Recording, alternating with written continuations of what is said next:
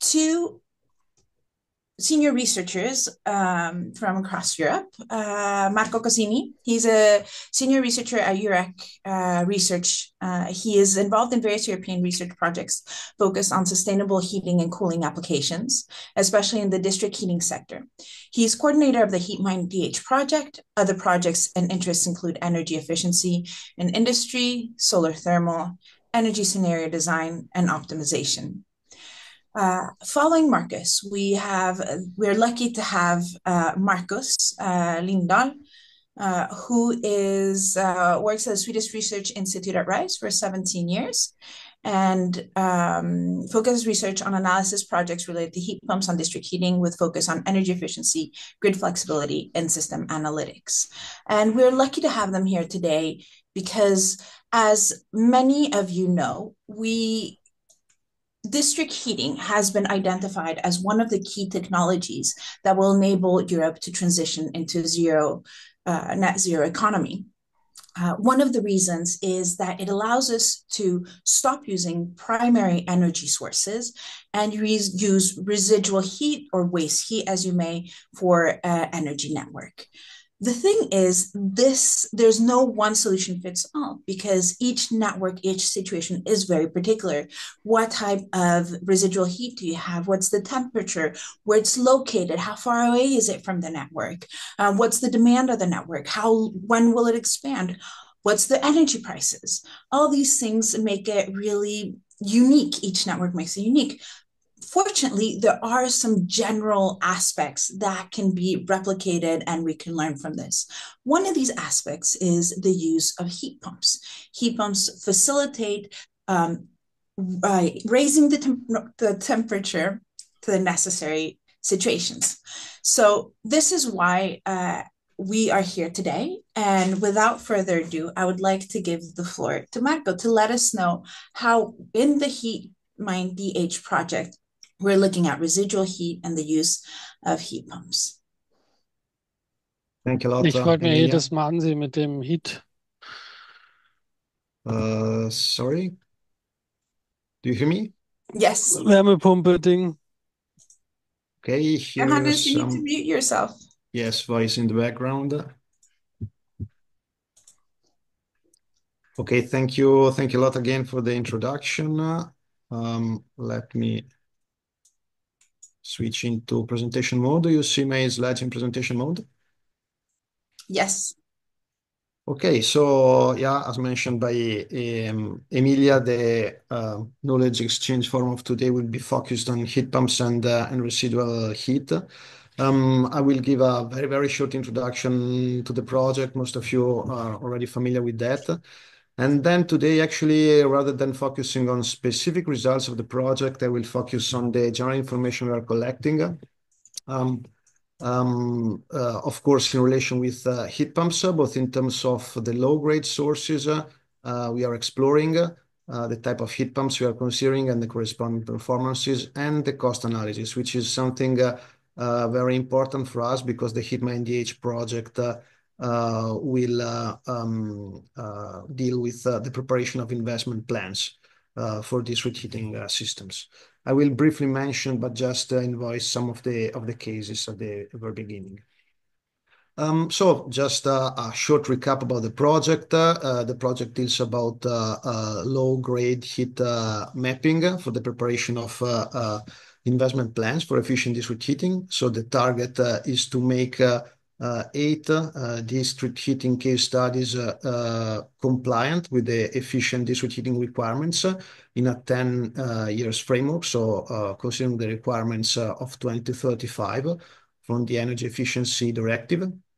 And the cases we are dealing with, you see on the right of the slide. So we are including 4 countries, Croatia, Germany, Italy, and Poland, with 2 cases per country, with very different sizes, very different starting conditions in terms of efficiency. And so providing a very broad overview on the district heating sector in this context. Our approach is to follow basically 4 steps for each of the case studies. So, of course, as you can imagine, an initial auditing of the cases to collect data about the current situation. Then there is a mapping phase, which is related to sources, and so I will mention a bit today, in order to understand which kind of sources are available for the different case studies. And then all of this is analyzed. So the sources are put together with the initial situation to build new scenarios where like fossil fuel sources or non-sustainable sources are phased out in favor of either renewable energy or waste heat. And in the end, we come to the planning phase where we identify an investment path for each of the case studies, and where costs, of course, come in as well. I would like to start from the possible low-grade sources, low-temperature sources we are considering. Today, I'll mention something more about residual heat, which in the end is mostly waste heat. But the project also deals with other opportunities with this common denominator of being low temperature, basically.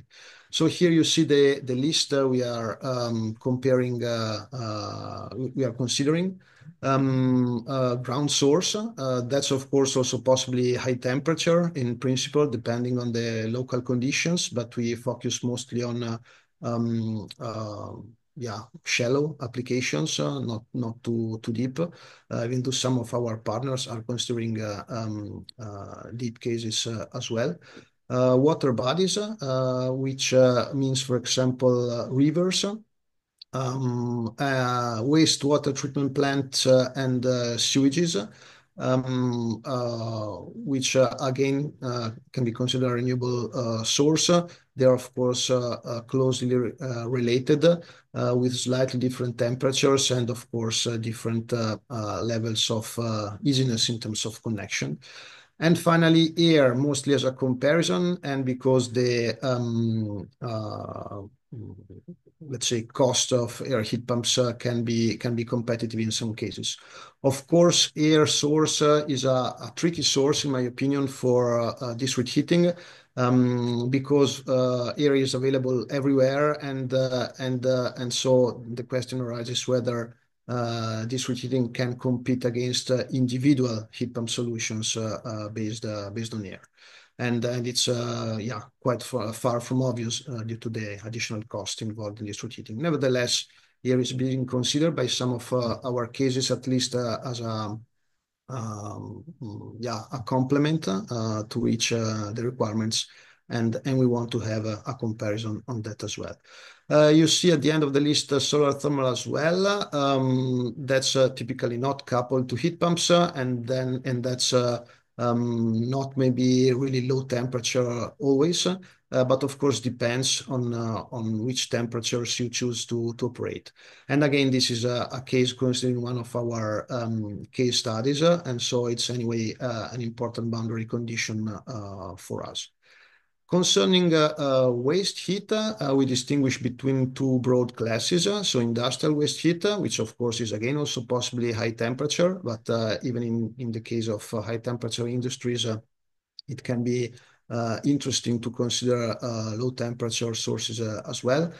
And of course, the most energy consuming industries are also the ones with more waste heat availability.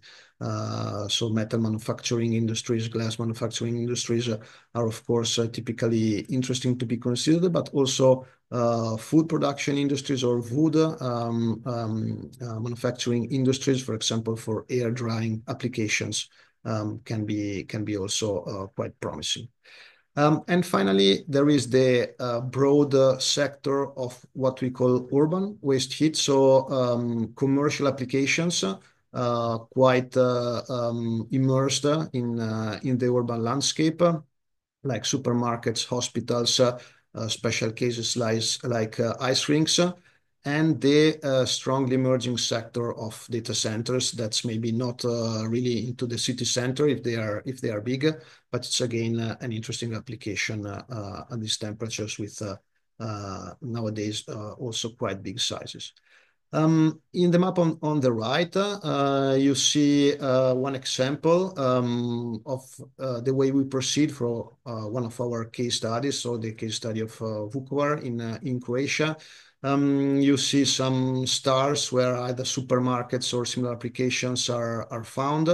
You see also some pink areas, which are the way we map the land to assess availability either for ground source applications or for solar thermal, like in this case. So the mapping of green areas is the procedure we follow.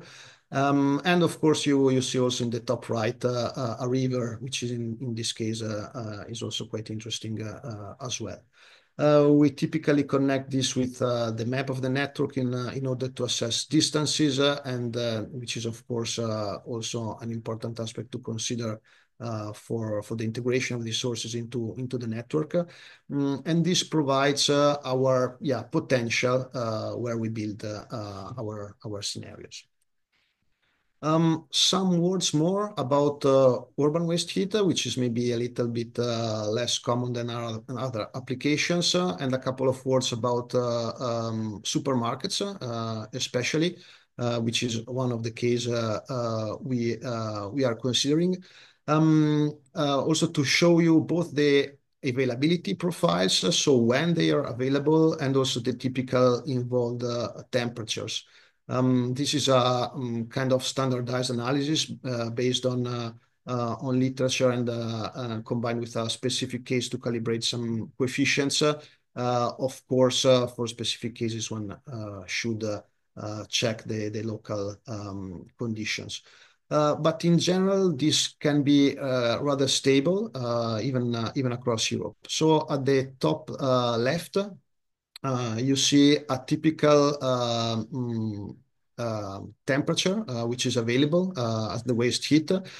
These systems typically, even in winter, operate at constant temperature, so they seldom exploit free cooling, so that you have basically 25 degrees, pretty stable even in winter conditions, which is as a source temperature for heat pump applications to be later injected into district heating is of course quite promising.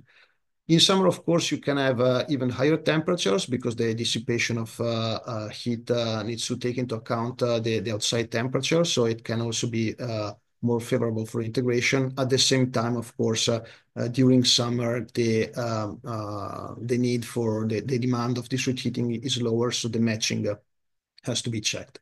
And this leads to the graph at the bottom left, where you see the availability profile along the year, which also shows a bit the slight differences in terms of seasons. Of course, during the summer, you see a higher availability because the higher external temperatures put more stress on refrigeration units and so on.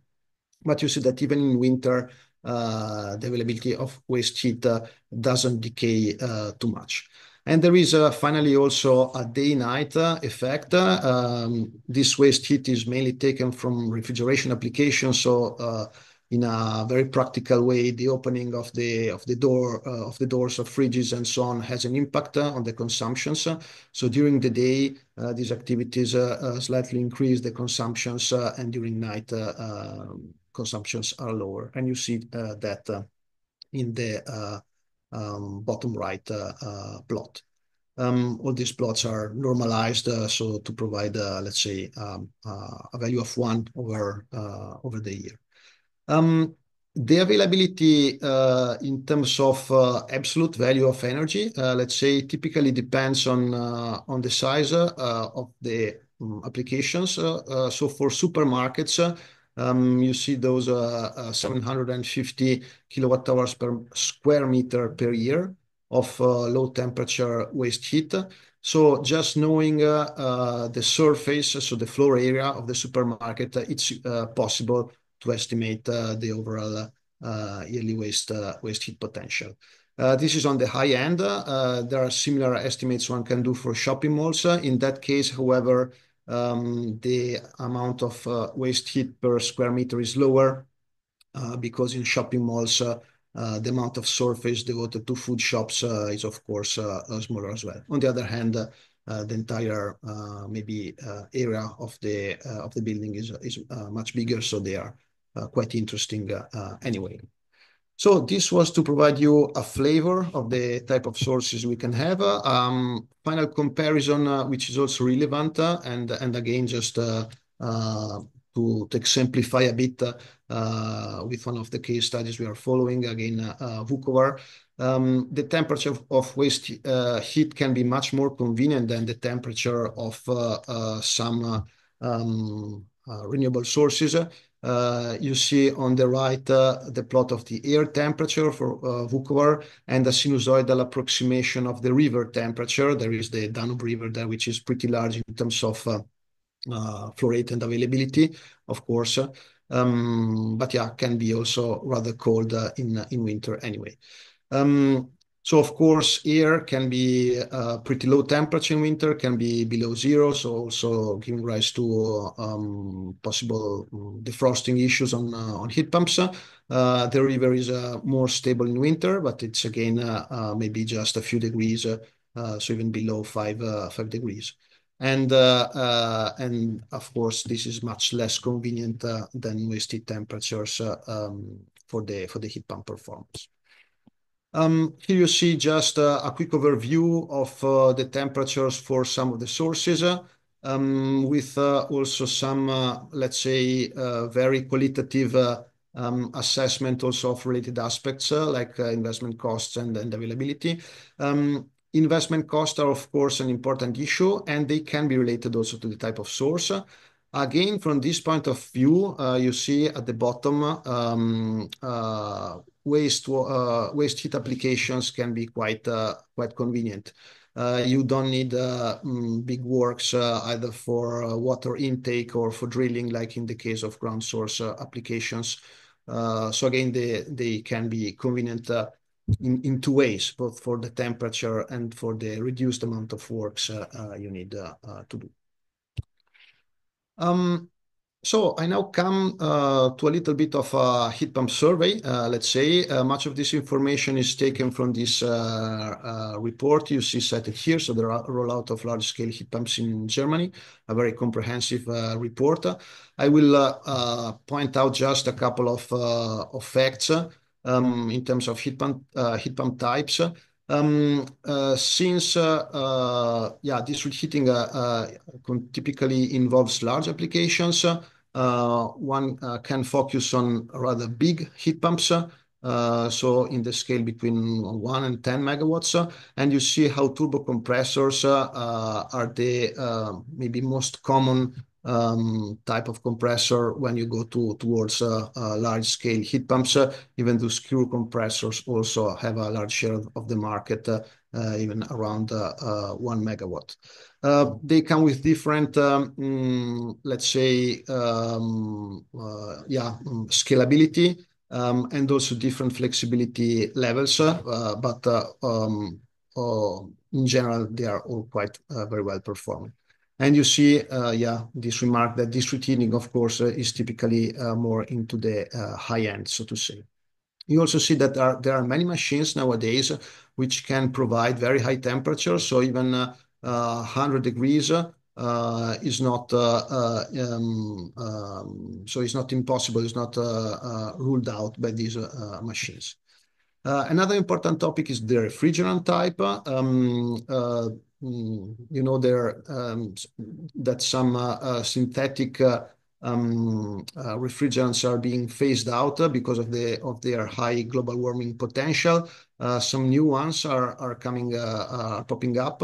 However, not always with great performances. R1234ZE is one of the most used in these new applications.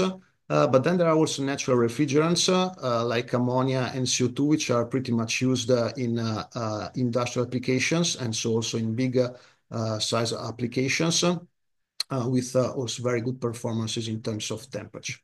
And I would like just to point out some facts about CO2 heat pumps, which are a type of heat pumps we are considering because they have very good characteristics in terms of low global warming potential, non-flammable, being non-toxic compared against, for example, to heat pumps.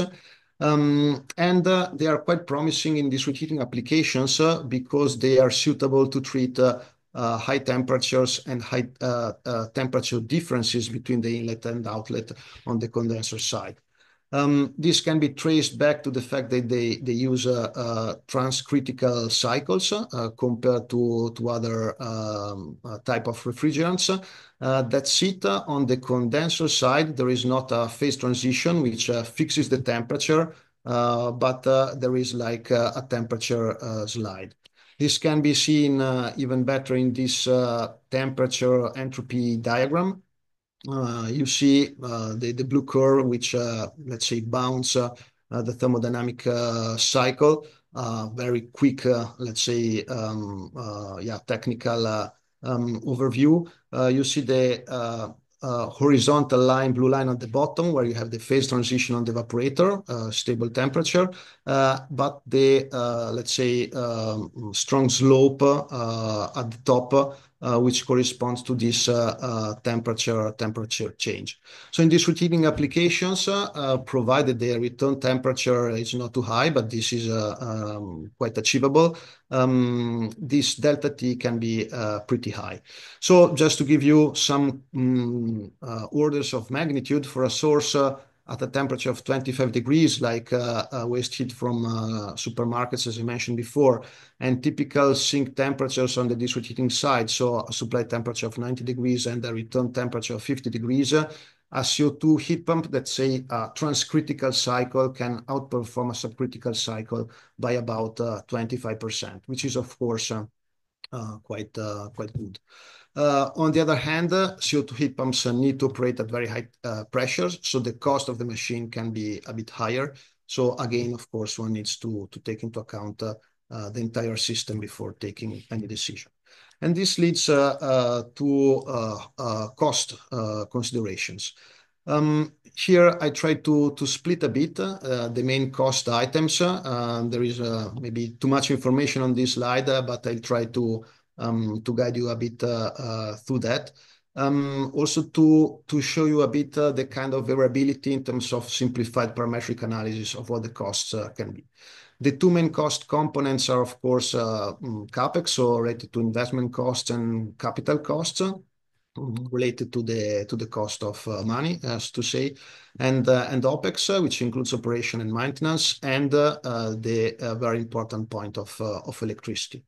So capital costs are typically depreciated, and the annuity is used for that. And this depends on the weighted average cost of capital, denoted here with the variable R, and by the lifetime of the system, denoted here by N, so the number of years the system can operate. The variability of this of the annuity is not negligible, let's say, but at the same time is not huge. You see on the table on the right typical values of the weighted average cost of capital, again collecting information from our partners, so between 6 and 8%, and also typical values of the lifetime, which is considered for heat pumps. In the, let's say, worst case, a lifetime of 20 years is assumed. Some suppliers also claim a duration of 30 years, which from a financial point of view, it's not so easy. And you see how the annuity is impacted by this. I highlighted in red, maybe the most conservative application. Thank you, Emilia. Which gives rise to an annuity of about 10%. So this implies that the CapEx part, which is multiplied by the annuity and by the operation and maintenance costs, doesn't change in a huge way due to these aspects. At the same time, the CapEx part is impacted by the actual investment cost, which is typically expressed as a function of the size of the system, so like euros per kilowatt. And this also can be related to the number of operation hours. So these are the two parameters basically drive the investment cost. And you see the variability in the bottom table to the left. And again, I highlight maybe one of the worst case scenarios with about 56 euros per megawatt hour, sorry.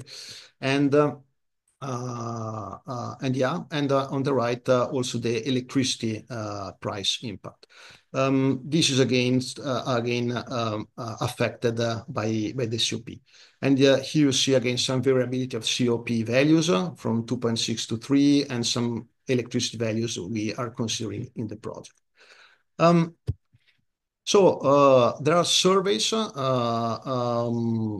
considering these aspects, but I wanted first to show you those general numbers. The investment cost, the unit investment cost you have seen in the table before, of course, has a very big importance.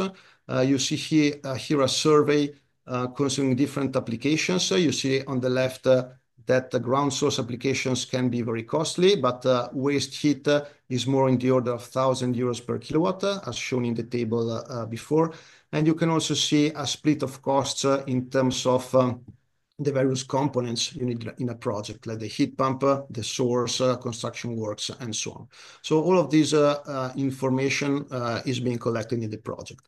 Another point that the project needs to deal is, of course, different sources. In the end, we will also consider market investigations with real offers. But at this level of general analysis, also the dependence of country and on time adjustments in getting the information. So we are considering the level price index from Eurostat to adjust from one country to another. And again, from Eurostat, the harmonized index of consumer prices to take into account inflation when we are using not the most recent costs. As we have seen before, also the electricity price has a very big impact. And it's also useful to think in terms of electricity to gas ratio to understand how promising a heat pump application can be in a given context. And I think I'm not telling something surprising, saying that there are big differences among countries.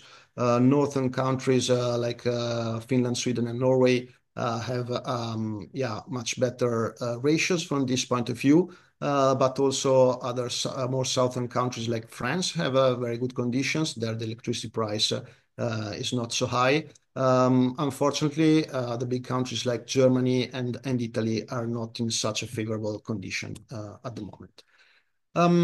I'm going to the end, so I want to show this big technology survey in terms of producers and in terms of applications. Again, you can find more in this source, but just to highlight once more that large-scale heat pumps are rolling out really in a large scale, covering the temperature ranges and the sizes needed for district heating.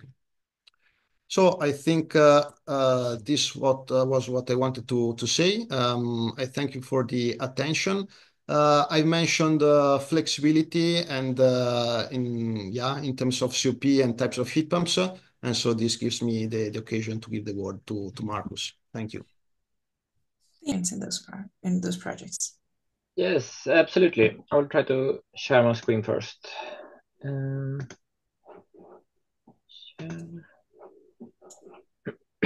Can you see it? Yes, great. Thank you. Also can change pictures. Yes.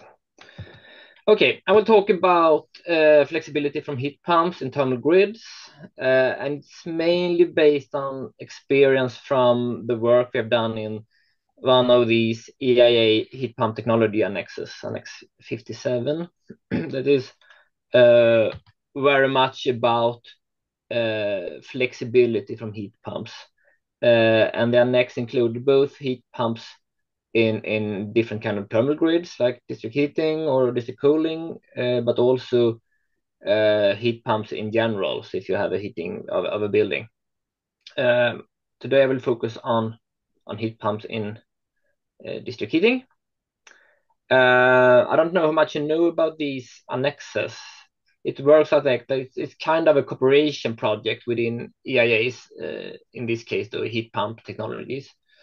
So you have a project group with participants from different countries, and each country has their own national projects that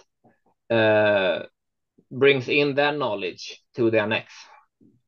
So the outcome of the annex are at least partly dependent on the different national projects, even though they have some common ground from the beginning.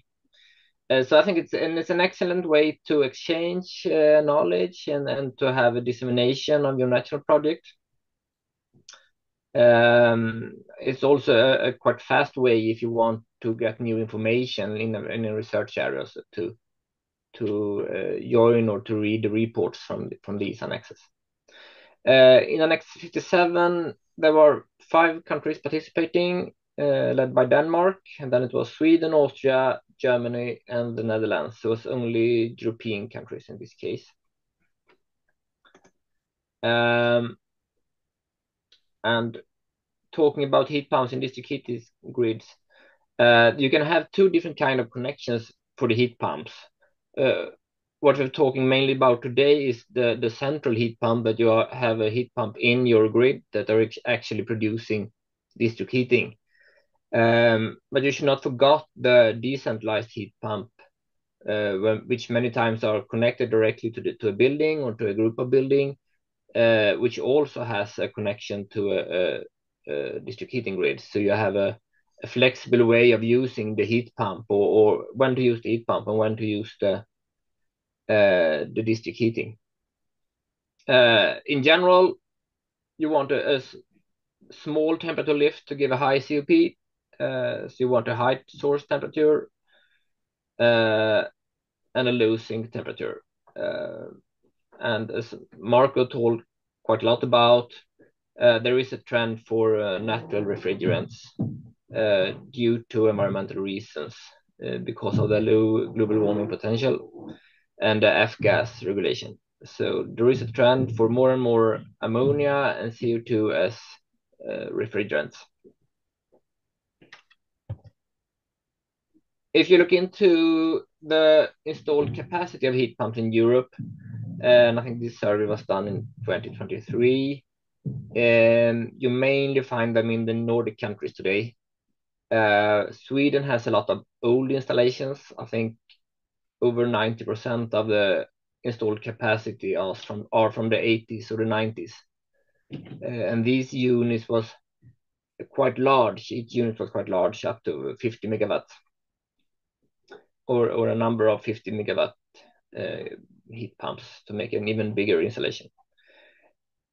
Number 2 is Denmark, and they have grown fast during the last 15 years. I think more or less all their 0.6 gigawatts installed are from the last years. So they are the big country when it comes to new installations today.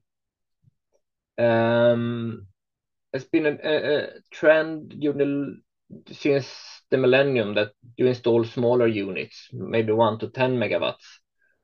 But in recent years, we've seen a number of larger installations again. So maybe it's going back to the larger units. We will see what comes. Sector coupling. Sector coupling is interesting because it makes it possible to be flexible with your heat pump.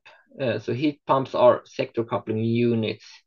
You connect the power sector with the heating sector using your heat pump, and thereby you can support the power system to provide different kind of flexibility to the power system. And by using this, you're using the thermal inertia or the other kind of storages like accumulator tanks. So you have a flexible heat reduction. And why is this interesting? The need for flexibility is foreseen to increase. The graph is from EIA's World Energy Outlook. And in the short-term flexibility we see that it's the forecast is to have a significant increase until 2050. So it's 4 times or 4.5 times more than today. And the main reason is due to an increased use of solar PVs. And what they expect in the forecast is that this will be covered by batteries and different kind of demand response. And the use of the heat pump here is one source for demand response. So there will probably be a larger and larger need to be more flexible with your electrical resources. But then to be flexible, you want to some sort also earn money on it in different ways. And you can divide it into 2 different groups. Either you have an implicit flexibility or an explicit flexibility. And in the implicit part, you include like you adjust your heat production due to electricity price or the grid tariffs and that kind of stuff. While the explicit is more that you actually deliver a service, you deliver flexibility as a service.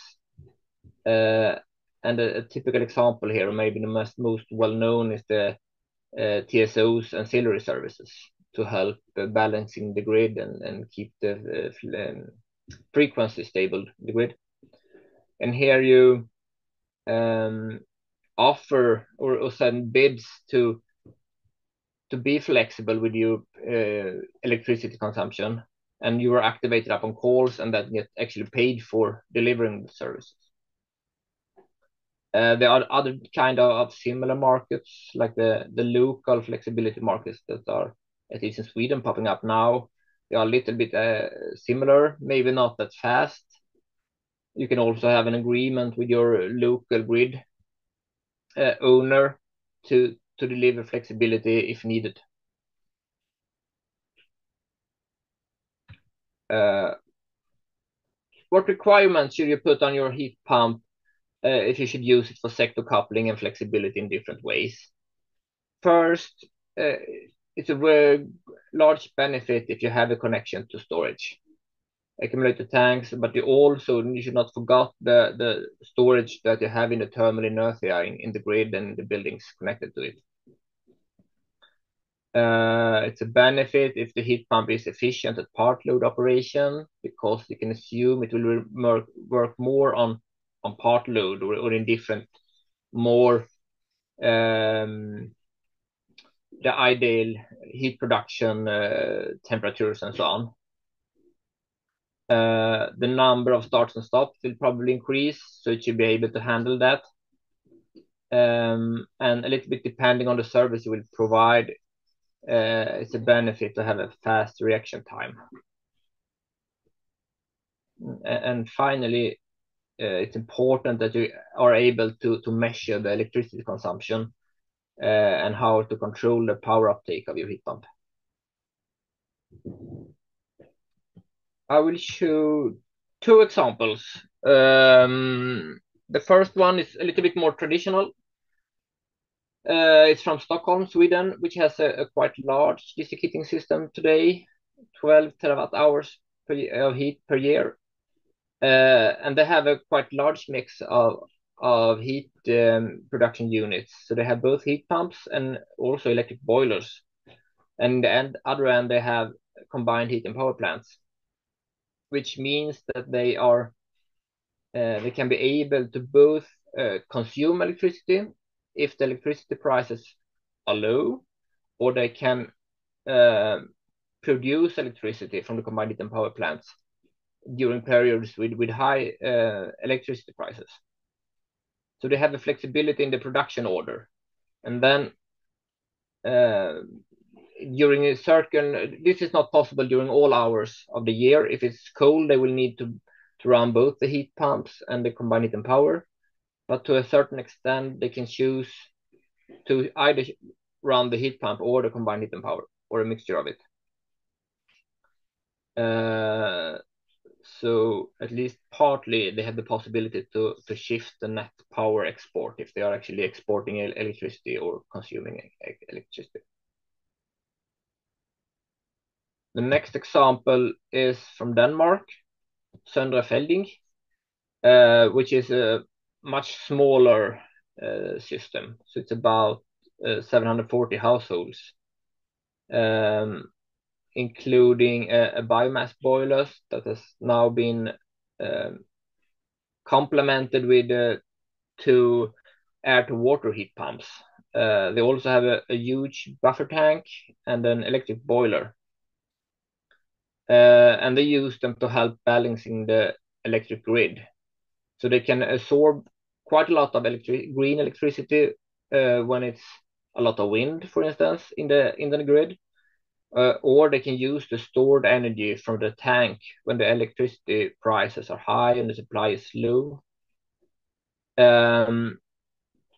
They are also the first heat pump to be qualified for delivering frequency regulation according to AFRR in Denmark, which means that they need to be able to start up the heat pump within 5 minutes.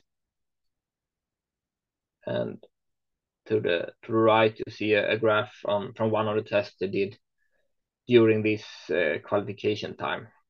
So they should try to follow the dotted line and what was allowed to be within the green part. And then you see the actual electricity consumption for the different tests they made. These 2 examples are taken from Annex 57, where we made a number of, we documented a number of best practice examples. So I think there are 28 cases documented in total from the participating countries. They are both from these large-scale central heat pumps, but since the annex also included heat pumps in general, 12 of them are from heat pumps for buildings. Most of them are related to real installations. There are a few design studies and 1 lab scale case documented. And these are available at the homepage, and I think I have the address on the last slide. And in practical, there is a 2-pager which is each case, so it's quite short. So it's quite easy to get an overview. Many of them has an additional extended report or has a link to other references, so you can get more information. I will end my presentation talking a little bit about an interview study we did within the Swedish part of the project. So we interviewed 8 district heating companies, Swedish companies that had heat pumps in their own heat production. I think in total we found 17 grids with heat pumps in Sweden. So we interviewed about half of them. And the persons interviewed had either strategic positions or positions near to the heat production. And many of them had heat pumps from the 80s in the grid, and they saw a quite big need now for repairing or replacing them. If you look at the graph to the lower right, you see that the delivered heat from the heat pumps increased quite fast during the 80s and then been stable for a number of years, but during recent years it slowly decreases. One of the reasons is that the heat pumps is getting old and are replaced with the other heat production. And there are different reasons for that. They can be old, they can be lack of spare parts, so it's difficult to repair them. Some of them have quite low COP due to the limited heat source on the cold side. But we've also seen examples where they actually invested quite a lot in renovating these old heat pumps. And reasons that was mentioned was that they had a good heat source. It was that they had limitation on combustion in the city area, so they needed some other production. Also, it was motivated by high gas prices that was seen as the alternative heat production. During last year, the district cooling has increased, so new installations are many times related to district cooling that are also used for heating. There are a few island installations with low temperature grids. And I think many of the persons we interviewed was quite happy with the heat pumps they had, especially if they had a good heat source. Since it was about flexibility, we asked some extra about the way they use them in a flexible way and what drivers and barriers they saw. And we see that already today they use the electricity price to choose the production mix. They saw it was a benefit that many of them had different kind of thermal storages in the grid and different kind of accumulators. They're considered quite fast to start and stop. But we're not talking about these 5 minutes we saw in Denmark. These old ones, they say it takes hours to start or stop them, but they compare it to a furnace that might take even longer. Barriers, sometimes there are agreements on waste combustion, so the waste combustion needs to run anyhow, independent on the electricity price. There are power tariffs in Sweden for the electricity networks that limits the use of the heat pump. So you need a minimum operation time each month to make it a good investment, or to make it a good decision to actually start the heat pump that month. Another limitation that was mentioned was the lack of capacity for the heat source, but also that you need more skilled personnel to run the heat pump if you do it in a flexible way. And finally, one of the big problems, at least today, was the high investment cost for the heat pump. So they were very happy when they actually had the heat pump, but the investment cost made it hard to recommend it for new investments. This was done before the higher fuel prices in Sweden, so maybe it has changed. I think this was my last slide. Thank you.